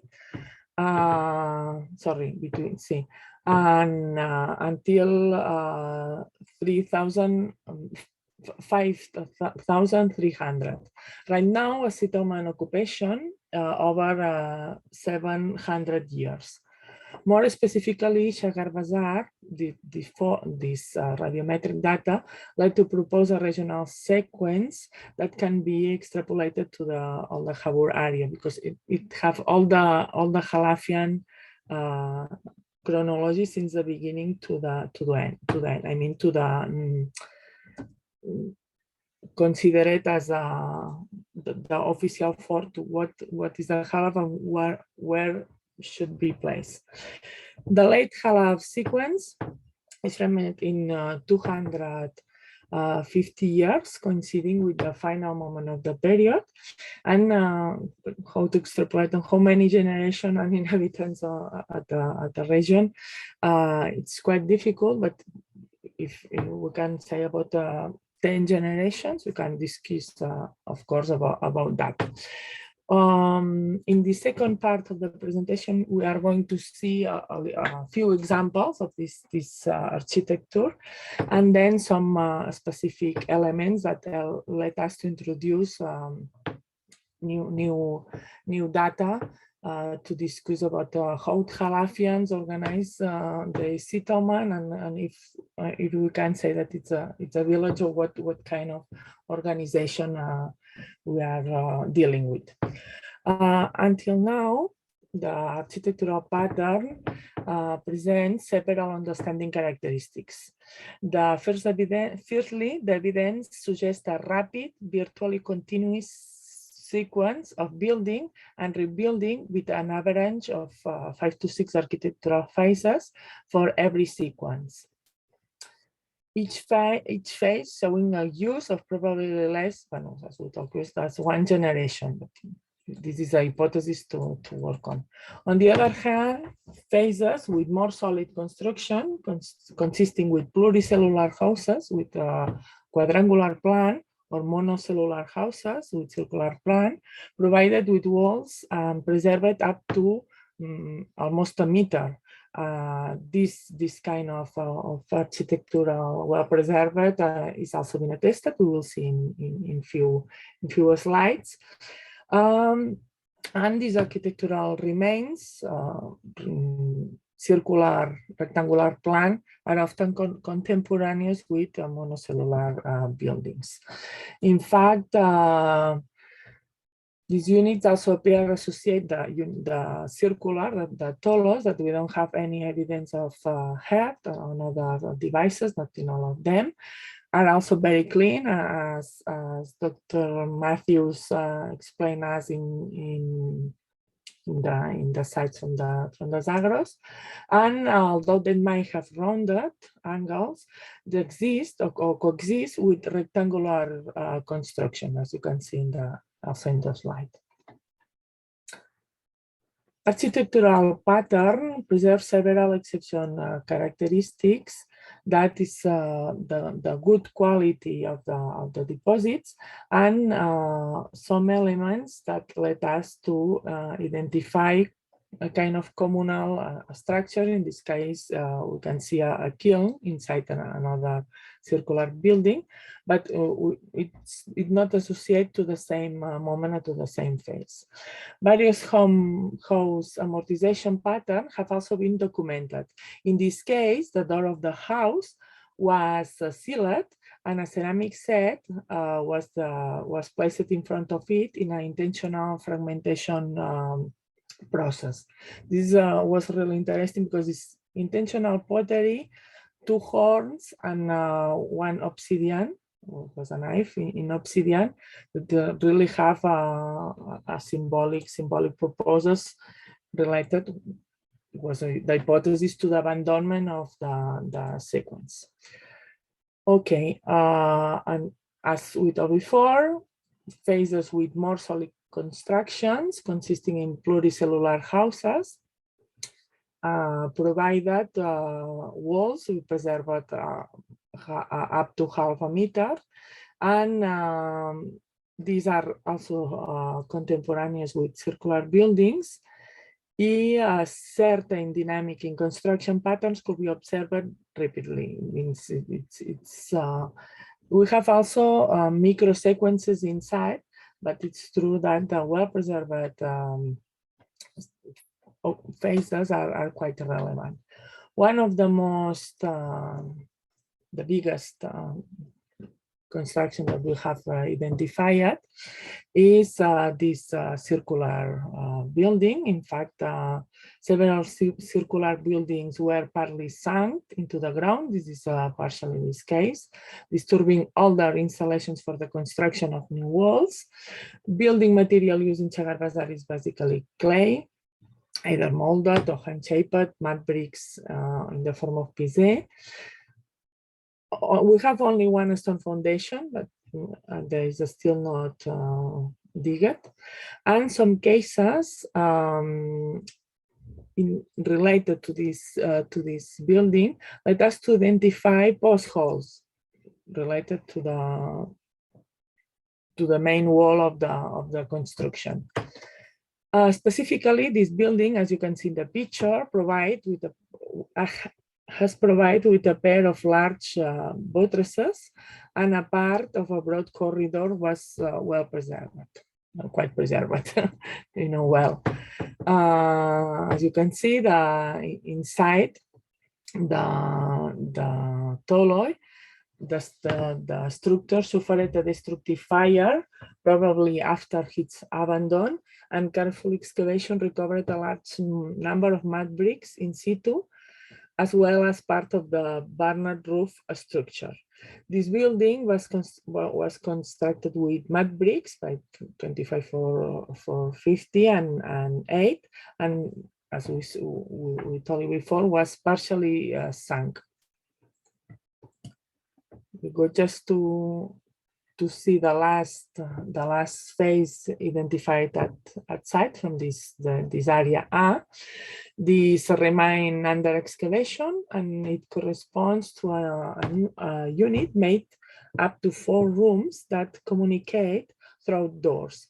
It should be noted that it's present an equal level of conservation, and that it has proposed an intentional amortization of part of the material to accommodate the toloi from the previous phase. I mean, they make a high effort to prepare the soil before build a new important element. No? Materials and build techniques are well attested, and as you can see in the picture, all of them are related to modeled or unmodeled and unbaked mud bricks, or under the form of pisé, but it's true that pisé is not so frequent.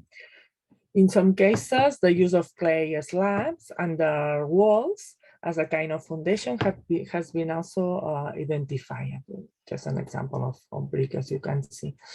Okay, earthen floors are predominant, but it's true that a lot of structures, walls and floors, are plastered, and the majority demonstrate a succession of no less than 3 or 5 users floors. I mean, there is a strong activity of preparation and adequation. Floor gilded with important repair examples in many in all the phases, and in this case, the floor of the 4 rooms of this house, they are not at the same level. This is significant because the unevenness is overcome by means of small ramps. To change to one room to another, you also change from the level. The same house, who told you that is still under working, have a pilaster and internal devices. The existence of support elements, such as the pilasters and the interior buttresses in the biggest tolos that we saw before, allow us to propose the existence of a first floor, or a mezzanine.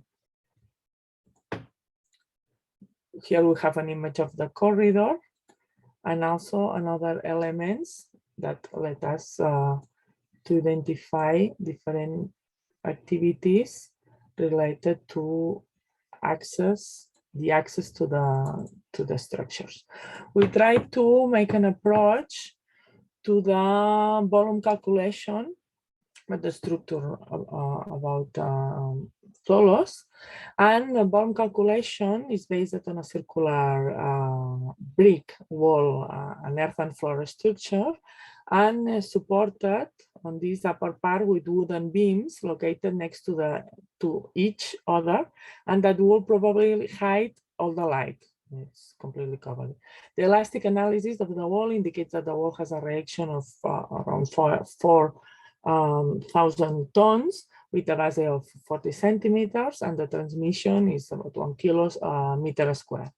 On the wall, the maximum will be 1.5 kilo square centimeters, and let us to identify aspects about which is the maximum height and which is the maximum in kilos by square meters that these structures can support. No?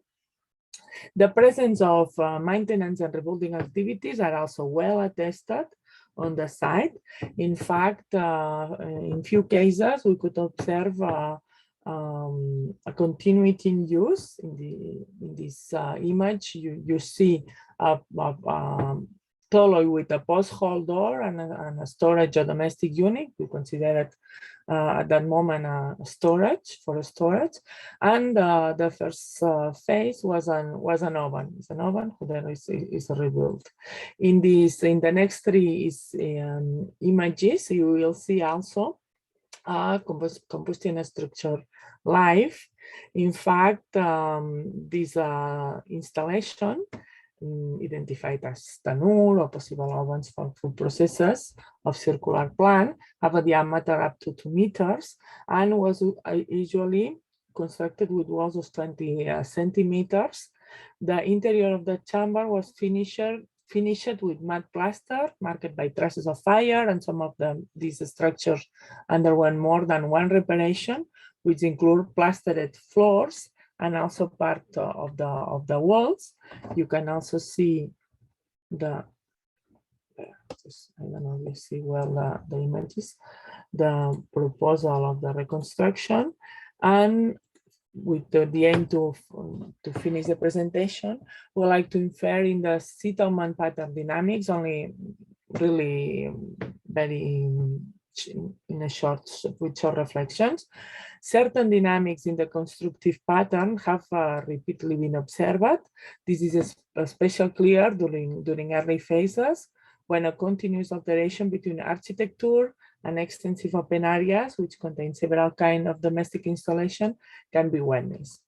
In that case, in this image, we can see how it really changed the preservation, and we can appreciate the very rapid succession in human occupations and architectural phases.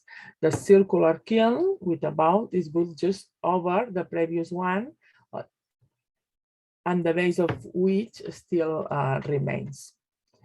Just another example of this continuity in space that is made by this phenomenon, the displacement of the houses, implying an intentional filling and an opportunistic use of the previous construction, and some reflection about size versus typology. No? The extensive documentation shows a great structural variability, which allows these buildings to be classified into 3 groups. You have the groups here. In fact, authors like Suneki, Miyake, Ackermans, Orange, Breniket, that has to propose that these tolos can be also ranked in a different uses and purposes. No? Collective use, if we follow Frangipane or general hypothesis about long-term large use in buildings, we have the locus 82, Chagar Bazar is the big tolos, but it's true that we don't have further analysis will define the use. And also we have another element to discuss this phenomena, that is this tanur, this oven type, that due to its dimension and uniqueness, is considered to be of collective use at a possibility seasonal time associated with the treatment of cereal product for processing. consumption or preservation. I finish with 2 slides. I am regarding Kim. I am really very short in time. One is this image, no? How is possible to understand the multi-layered character of a Halab village, what means communality and non-communality, and how to identify unequal tension. In fact, as you see, the stratigraphy chart is not a large site with a lot of open meters who let us to understand this, but it's true that the richness and diversity of the various materials recovered suggests a kind of economic diversity and enabling an extended networks for short and long distances in exchange and also with maintaining an economic activities and the social relationship be inside the group and with other groups, no, without clear differences. In fact, is that we don't see clear differences between houses and houses. Houses and faces, sorry. Last remarks, Chagar Bazar gave us an opportunity to analyze in detail many elements, but it's true that I think this conference will push up to do it, because as you can see, we can only present a little bit of stratigraphy. We are not going in detail with the microphases because there are also a lot, and it's, you know, it's not a easy stratigraphy, but I thought that is that the conference and in a theoretical and also in through the examples will help us to work and go further with this project. Thank you so much. I'm finished with this.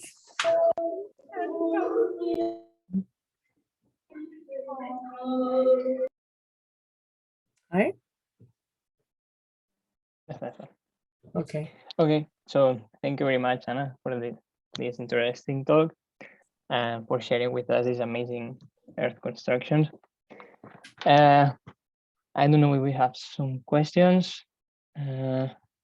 Otherwise, we can move forward to the closing session.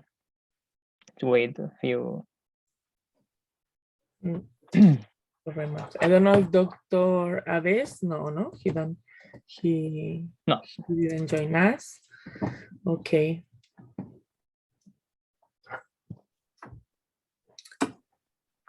We will go to the last point, the debate and the closing session. Yeah. I don't know if Mikael can join us. Join us. If not, we are going to start because, in fact, we have a few words. First of all, dear colleagues, dear friends, thank you so much again to all participants and researchers involved in this conference program focused on houses and social buildings in Western Asia during Neolithic. All the researchers and all the audience that during these 2 intense days follow the conferences with more than 100 participants. And for us, it was quite, we were really glad, and all the quality of the participation and the quality of the quick questions to be answered and the new hypotheses to be followed. We are very happy as contribution from a wide diversity of region and chronologies that have been presented, and therefore provides a general idea of the Neolithic regarding architecture in many different aspects, more than that I imagine at the moment. And we are delighted with the research that have been presented as new ideas and concepts appeared that will change our view regarding household and social organization, as well as new data that in a certain way break with traditional schemes. Furthermore, contributions on architecture diversity will help us to find parallels and establish technical synchronies. Experimental archaeology contributions should be highlighted as they allow us to understand the necessary technical procedures and high labor investment, as well as interdisciplinary studies at different scales of observation. as in the case of the lithic studies or the studies focused on lime plaster, or throughout the micromorphological studies, since they appear to be a great, for sure, a great source of information. If there is any question or someone wants to talk by a way of reflection, as for the floor, don't hesitate to ask any aspect that you would like to highlight. Just remember that in few days, you will find all the sessions to ARWA in the ARWA YouTube channel. And we are working so that the publication in a book format can move forward and be ready soon. We think that all the contributions have a high quality. And say that, we can ask you, tell to you that all the deep thanks and appreciation, and for your time, for your research, for your involvement, and we hope to see you soon. Miguel, Kim, if you want to add something. Just thanks very much for everybody for your presentation, for your work. And Sana speak very well. No, because in my idea, after this colloquium, what is the idea of architecture, the idea of habitat is not a sample line in the time. I'm moving to different regions, to different techniques, to different forms. This is very new for the research and in general research. Thanks. No, it's very interesting. Even on a Friday evening, no?